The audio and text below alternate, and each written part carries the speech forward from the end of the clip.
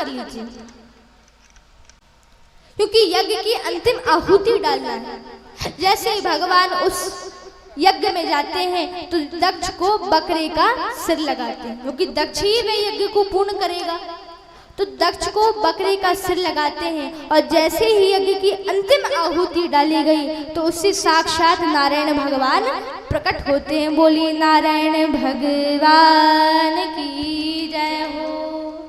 जैसे ही भगवान नारायण प्रकट होते हैं तो शिव शंकर महाराज सती के देह को उठा करके जाने लगते हैं। जैसे ही जाने लगते हैं तो सती का एक एक अंग जहां जहां भी गिरता है उससे गौवनी पीठ बनती जाती है, जिसे हम शक्ति पीठ के नाम से जानते हैं, जिससे मनुष्यों की मनोकामना पूर्ण होती है। अब माता सती जहां जहां भी शक्ति पीठ गिरती है वहां पर माता पूजी जाती है। बोलिए सती महारानी की जय हो। अब इसी माता सती का जन्म पर्वतराज हिमांचल के यहाँ होता है और उनकी पत्नी का नाम है मैना। क्या नाम है? आवाज नहीं आ रही। मैना नाम है पत्नी का।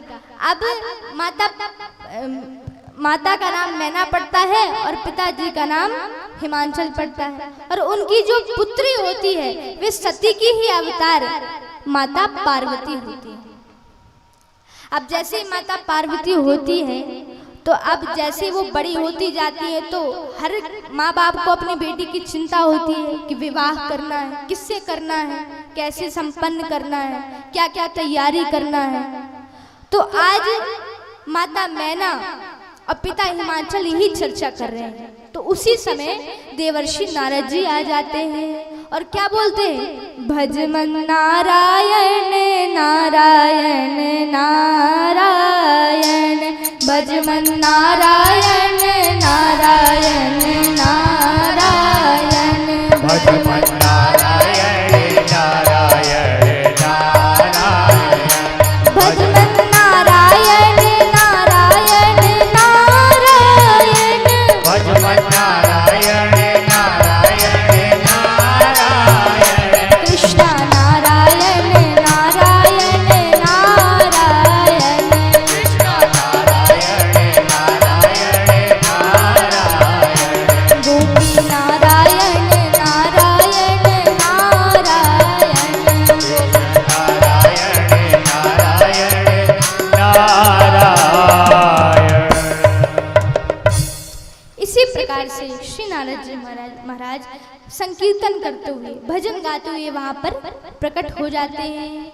जैसे ही नारद जी महाराज वहां पर प्रकट होते हैं राजा हिमांचल उनका बड़ा स्वागत सत्कार करते हैं और उनको प्रणाम करते हैं।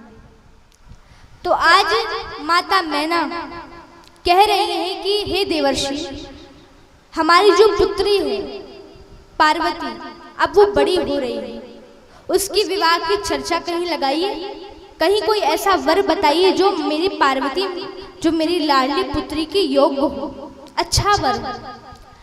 तो भगवान कृष्ण की कामना करने लगते हैं।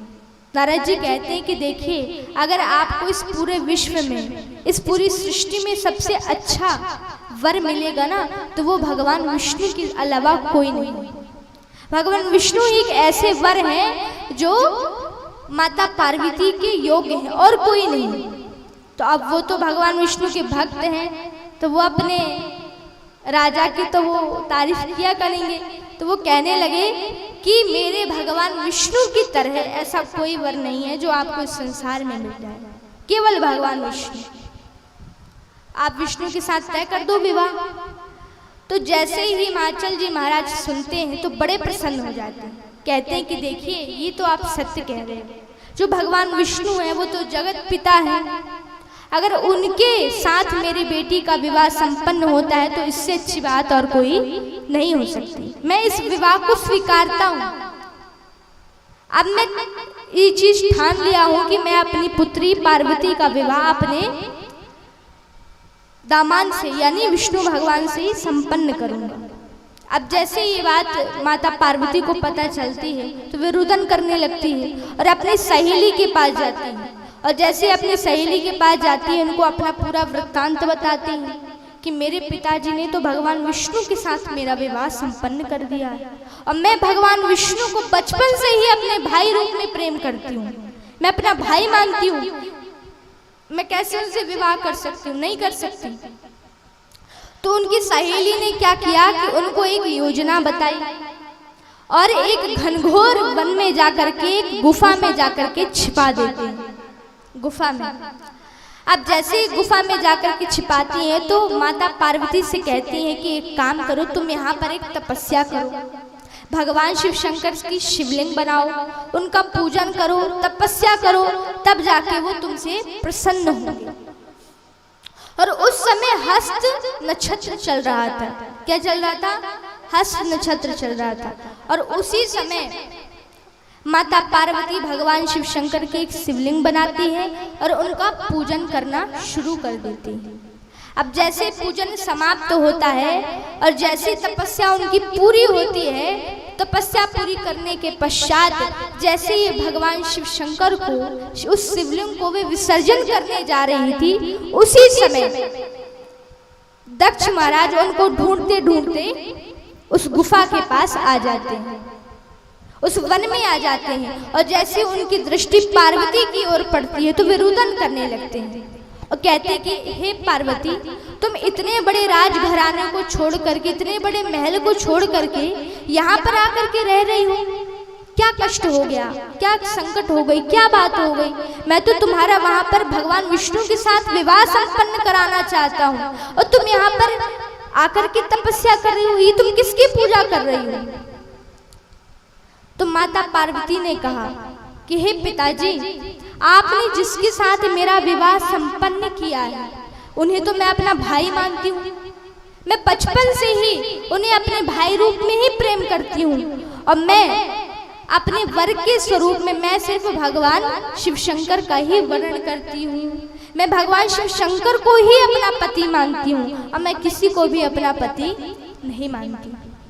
तो हे पिताजी, मैं अगर विवाह संपन्न करूंगी, अगर मैं विवाह करूंगी तो मैं शिव शंकर से ही करूंगी और इनके अलावा मैं किसी से विवाह नहीं करूंगी। थोड़ा शांति बनाए रखें माताएं। तो मैं भगवान शिव शंकर से ही विवाह संपन्न करूंगी। यहाँ पर जैसे ही ये बात बोलते हैं तो राजा हिमांचल कहते, अगर पुत्री तुम्हारी यही कामना है तो तुम मुझे पहले बता देती, तुम्हें जो स्वीकार होगा मैं वही काम करूंगा, लेकिन अभी तुम इस वन से चलो, तुमने क्या अपनी हालत बना रखी है? तुम यहाँ से चलो बेटी, जो तुम कहोगी वही मैं करूंगा, जिसके साथ तुम अपना विवाह कराना चाहती हो मैं उसी के साथ तुम्हारा विवाह संपन्न करूंगा, तुम अभी यहाँ से चलो। अब जैसे माता पार्वती अपने महल में प्रवेश करती हैं, सारी नर नारियां आती हैं, सारे लोग वहां एकत्रित हो जाते हैं और पूछने लगते हैं, माँ पार्वती आप क्या कर रही थी इतने घनघोर जंगल में? हम सभी को आपकी चिंता हो रही थी, आपका विवाह तो भगवान विष्णु के साथ संपन्न होने वाला है, आप वहां क्या कर रही थी? तो माता पार्वती के द्वारा सबको ये सूचना मिल जाती है कि विवाह भगवान विष्णु से संपन्न नहीं हुआ, भगवान शंकर से विवाह संपन्न हो गया। अब यहाँ पर नारद जी महाराज आ जाते हैं। जैसे ही नारद जी महाराज आते हैं तो यहाँ पर माता मैना बड़ी तैयारियां करती हैं कि विवाह में जो जो लगना है सारी माताएं तैयारी करती हैं। और जैसे ही तैयारी करती है तो नारद जी महाराज आकर के बोलने लगते हैं कि देखो तुम तैयारी तो कर रही हो, मगर ये जानती हो कि तुम्हारा दामाद दिखता कैसा है? तुमने अपने दामाद को एक भी बार निहारा, एक भी बार देखा, बात की, चर्चा सुनी? तो वो कहने लगी मैंने देखा तो नहीं है, मगर अगर मेरी पार्वती मेरी पुत्री ने अगर इनका चयन किया है तो अवश्य कोई अच्छे धर्मात्मा होंगे, अच्छा वर होगा, क्योंकि मेरी पार्वती तो कहती है, मेरी लाडली पुत्री तो यही कहती है कि भगवान शिव शंकर अविनाशी है, कालों के काल महाकाल है। जैसे इस बात को बताते हैं तो बड़े प्रसन्न हो जाती, गदगद हो जाती है। लेकिन जैसे नारद जी महाराज बोलते हैं कि एक काम करो, तुम अपने दामाद को आज देख लो कि वो दिखते कैसे हैं। तो जहां से बारात आ रही थी वहां से 4 किलोमीटर दूर एक झाड़ के पीछे बैठ करके माता मैना को दिखा रहे हैं कि अब इससे तुम अपने दामाद का चयन करो। अब मैं दिखाता हूं कि दामाद है कौन। जैसे ये बोलने लगते हैं तो सबसे पहली लाइन में जो खड़े थे वो भगवान विष्णु खड़े थे। कौन खड़े थे? विष्णु खड़े थे। जैसे इनको देखते हैं तो बड़े प्रसन्न हो जाती, कहते अच्छा ये है मेरे दामाद। बोले नहीं, बोले ये आपके दामाद नहीं, बोले जो पीछे लगे हुए वो आपके दामाद। तो पीछे जो लगे थे वो कामदेव लगे हुए थे। कामदेव को जैसे देखते तो बड़े दिव्य स्वरूप धारण, कानों में कुंडल, पीतांबर, मतलब इतना। अब कामदेव जहां से सुंदरता शुरू होती है, कामदेव उनको जैसे देखती तो कहते अच्छा ये है मेरे दामाद। बोले नहीं नहीं ये भी नहीं, ये तो सब नौकर हैं, लगे रहते हैं काम में, ये राजकाज संभालते हैं, भगवान के चरण कभी कभी दबा देते हैं। अच्छा, अब वो अपने मन में ये सोच रही हैं कि इनके नौकर इतने सुंदर है तो दामाद कितने सुंदर होंगे। अच्छा, अब यहाँ पर भी सब कुछ फिक्स हो जाता है। अब क्या फिक्स हो जाता है? यहाँ पर जैसे शिव शंकर की बारात तैयार होती है, अब भगवान शिव शंकर ने भी बड़ी भांग पी रखी है। सारे देवतागण, ब्रह्मा विष्णु महेश सब यहाँ पर तैयार हैं और भगवान शंकर के परिवार वाले भी तैयार हैं। अब परिवार कौन?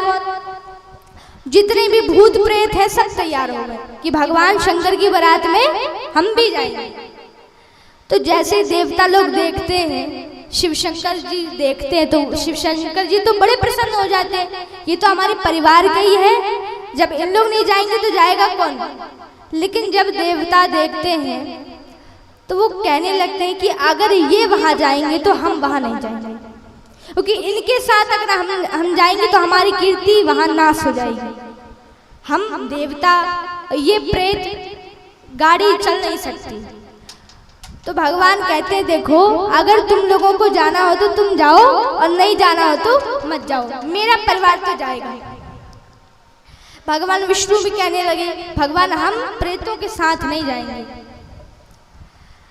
तो भगवान कहने लगे कि देखो प्रेतों के साथ तो नहीं जाओगे। तो भगवान सबकी अलग अलग पार्टियां कर दी। क्या पार्टियां कर दी?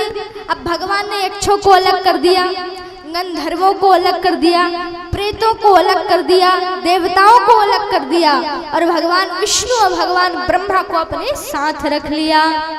जैसे ही साथ में रखते हैं तो अब देखिए अब भगवान शिव शंकर का श्रृंगार कैसा है। आइए हम सभी लोग भजन के माध्यम से सुनते हैं। बोलिए शिव शंकर भगवान की जय हो।